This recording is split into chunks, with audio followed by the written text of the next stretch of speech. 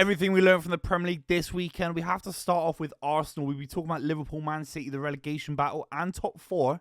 But ultimately, Arsenal versus Man City. It feels like a statement win. It feels like one of the most iconic results for Arsenal under Mikel Arteta. Now, obviously, it doesn't go anywhere near the FA Cup win that they won, 4 or 5 years ago. Obviously, results to get them into the knockout stage of the Champions League. And Arsenal have beaten Man City before. Don't get me wrong. But 5-1. The young kids scoring, the energy at the Arsenal midfield, the aspects of Gabriel getting in Haaland's face, Skelly performing that celebration.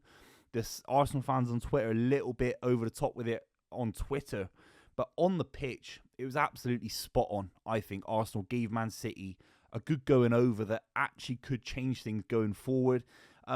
You look at the Arsenal-Liverpool game, that it could be a huge 6-pointer in the Premier League title race. If Liverpool are still fighting on multiple fronts, this Arsenal side, if they can maintain this level, which they proved last season they could, and the season before, particularly around this time of the season, the 10th of May, it's one of the last games of the season. It's crazy how late it is. Could be one of the biggest games in recent memory in the Premier League title race. That is if Liverpool drop points. Now, we'll talk about Liverpool later on in the video because it doesn't look likely they will. Of course not. But this Arsenal side against City looked very, very special.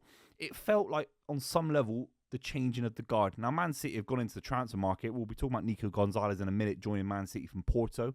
But the changing of the guard, it could take 2 years. It could take 3 years. There's no guarantee it takes 6 months at the start of August and City go again and become title winners for the 5th time in 6 years. There's no guarantee that's going to happen. And Arsenal, I know we keep saying it, it's that Netflix FC joke. There's always another season. There's always another waiting period for Arsenal. But that kind of performance will absolutely instill belief. I remember when Man City played Chelsea under Conte, and Chelsea scored an unbelievable couple of goals at the Etihad, Guardiola's first season. That gave Chelsea the belief further down the line. And City did a similar thing to Conte the following season. Now, obviously, Arsenal is not looking likely they're going to win the Premier League title. I talked about that game in May. But going into next season with that kind of form, with that kind of belief that you can put 5 past Man City, it felt like the change of the guard, the energy in the midfield, the power of the centre-backs, Skelly and how he was able to bomb forward. There's no guarantee that the City side will be able to match what Arsenal are doing in momentum within 6 months. I just thought it was amazing. I can't believe how good Arsenal were. It was their best performance this season by a country mile. It just will be interesting to see if it leads to anything. And that's no banter. But then we're talking about Liverpool, their rivals in the title race. Obviously, only them and Arsenal can win the title. And Liverpool, I'd say, 80% favourites. The Bournemouth result, the more you look at it, the calmness of it, how assured they were, the patterns of play that Liverpool are able to display. A side as good as Liverpool are at the moment, that you can't expect them to be smashing sides the way they smashed Bayer Leverkusen, the way they smashed Real Madrid earlier in the season. That form will dip. The energy will dip. The fitness levels will dip. The interest levels will dip because ultimately, not every game can be 10 out of 10 adrenalines. Liverpool will have Champions League semi-finals to contend with, League Cup finals to potentially contend with. They can get past Spurs. So the way they're able to dismantle Bournemouth with simple counter-attacking football was absolutely outrageous. Szoboszlai midfield, fantastic. Curtis Jones when he comes on. McAllister, Gravenberch, the base of a defensive unit in midfield, which I think Man City would sell a kidney for at this stage in the season. Particularly McAllister, who's so dogged in there, he's so aggressive, he covers so much ground. And that will be a basis for Liverpool to go on this season, not be great, but still get 3 points. And that's Arsenal's issue. When they're not great, it becomes draws. The Aston Villa result a couple of weeks ago, Arsenal weren't fantastic. They weren't special. And Liverpool would have beaten Aston Villa in that same game, in my opinion, 2-1, for example. And Arsenal have to find a way of getting to that position. But Liverpool, the result against Bournemouth, everyone thought it was going to be a banana skin. Everyone. Informed side in the Premier League. 9 goals in the last 2 games. 4 against Newcastle United. 5 against Nottingham Forest. Absolutely outrageous. And Liverpool just held them arm's length.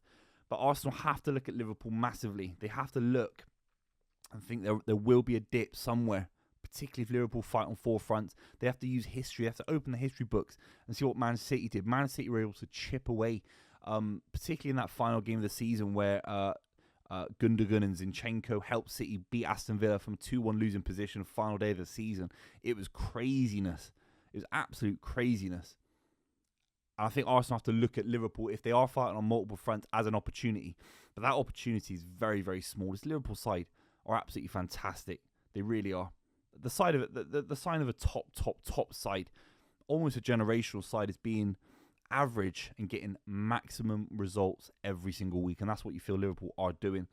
Have to talk about Man City. It feels like the Man City loss to Arsenal 5-1 has actually got the Man City higher-ups to spend even more money in this January transfer window than was probably signposted for. I think if Arsenal don't beat Man City in that way, I think if City pick up a few more wins, maybe not the loss to PSG, maybe the Brentford draw becomes a bit of a win. I don't think City going in the market in the same way. I think City would have got through with Kovacic, Bernardo, Gundogan coming in and outside, De Bruyne, likewise. But there's something about the midfield performance in particular against Arsenal that was so bad, so embarrassing, so lightweight that Gonzalez comes in. And look, the issue is there'll be rival fans that talk about Man City as if it's a panic buy, as if it's desperation, as if it's destroying the market. Well, ultimately, Man City wanted to do this anyway and just delayed. So doing this in January, these are all targets that Man City would have wanted in the summer, would have wanted in the next summer. And for whatever reason, they didn't happen. And that is what a lot of fans will be critical of, the Man City higher-ups of not being proactive in the summer. But then you look at a side that won 4 Premier League titles in a row, got to another FA Cup final, narrowly lost to Real Madrid in the Champions League on penalties, which, is a very narrow result. Man City have just really forwarded a lot of the activity that was going to happen in June this year to January. It still looks excessive for the January market, but if you look at it as a wider perspective, Gonzalez, 23 years old, Kujanov, very, very young, Vitor Rice, very, very young, Mamouche, youngish, still obviously in his mid-20s. Nick Gonzalez, from what I've seen, time at Barcelona, time at Porto, moves the ball very, very nice on the half turn. This Man City midfield are crying out for someone that can receive the ball on the half turn, carry it a little bit, and just move through the midfield and linking up play, not losing the ball. I think Gonzalez will be able to do that. It will be a big debate if he could be able to have that kind of world-class influence in a Champions League game this season, in big cup moments, in a Premier League top 4 race, which Man City are definitely in now, as opposed to anything else. But it looks like a good deal. He's a good age profile, highly rated, big club in Portugal, decent fee in today's market, and someone that can play alongside Rodri when he's back and maybe ease him a little bit as well. It is a very, very good deal. But make no mistake about it, I don't think this deal happens in the same way, with the same speed, if Man City don't lose 5-1 to Arsenal. And a large part of that was down to the midfield collapse. Declan Rice was probably the best player on the pitch, with Skelly, who was basically operating in a midfield position at points when he was on the ball. You look at Phil Foden giving the ball away, Kovacic, Bernardo, shocking. And even playing out from the back, I think someone like Gonzalez will help Man City play out from the back, be that option to receive the ball under pressure and link it up a little bit. It was probably the worst performance I've seen of John Stones in the last 6 years. Akanji as well, playing out from the back. If you have a midfielder that can be a little bit more controlling in midfield, his first touch is sharp, he's able to turn and keep the midfield ticking over, then I think it is a massive transfer, and they hopefully make everyone in that City side better, even Erling Haaland, who might benefit from having a little bit more control in the midfield and getting chances, a little bit less end-to-end, a little bit more controlled chances getting fed into him. But that's a big excuse, probably. We have to wrap up with Tottenham Hotspur. Big result against Brentford. No one saw that coming. They've obviously got a couple of lads coming in. Potentially Mark Gahey. Upon recording, they bid big money for him. Tottenham have got Tell coming in from Bayern Munich. He's done a U-turn. It'll be 4 months of Tell, 19-year-old. You actually look at his record for Bayern Munich. It's 1 in every 5, which doesn't sound very appealing if you're a Twitter nerd. But if you're 19 years old, coming off the bench a lot as well for Bayern Munich, a wide player, nearly 20 goals. Well, he's got 16 and a few assists in 80 appearances for a big club like Bayern Munich at such a tender age, 19 years old. Very, very talented.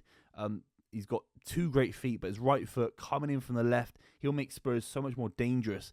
Obviously, Dancer's come in as well from Lens, part of that Lens side that got into the Champions League, alongside Kujanov as well, of course. And if they get Mark Gahey, it isn't actually a bad window. Sarr was fantastic against Brentford. Bergvall was as well. So, yeah, this Spurs side, look, if the topic in this video is they're not going to get relegated, then of course they're not. But if they lost to Brentford, they were honestly in a relegation battle. It would have been 10 points or less off the relegation positions based on what would happen below them. The result against Brentford is basically just enough to keep them ticking over. I mean, it's an embarrassing position where they are in the table right now. Big injuries. Danso comes in. Gahey comes in. They do look like a different proposition. And that's actually, I have to just finish on this. Ipswich losing to Southampton. So disappointed in them. I predicted in my preseason predictions that they were going to stay up, that they had the fortitude of being a big club like Ipswich are. Liam Delap, defensive unit, but Muric was making some howlers in the game. They actually missed a load of chances against Southampton, losing to one of the worst sides in Premier League history. Ipswich are going to get relegated. All the promoted sides are going to get relegated. It's just mental. Let me know what you think in the comments down below. Everything we learned from the Premier League this week. And make sure you subscribe to the channel. I'll see you very, very soon.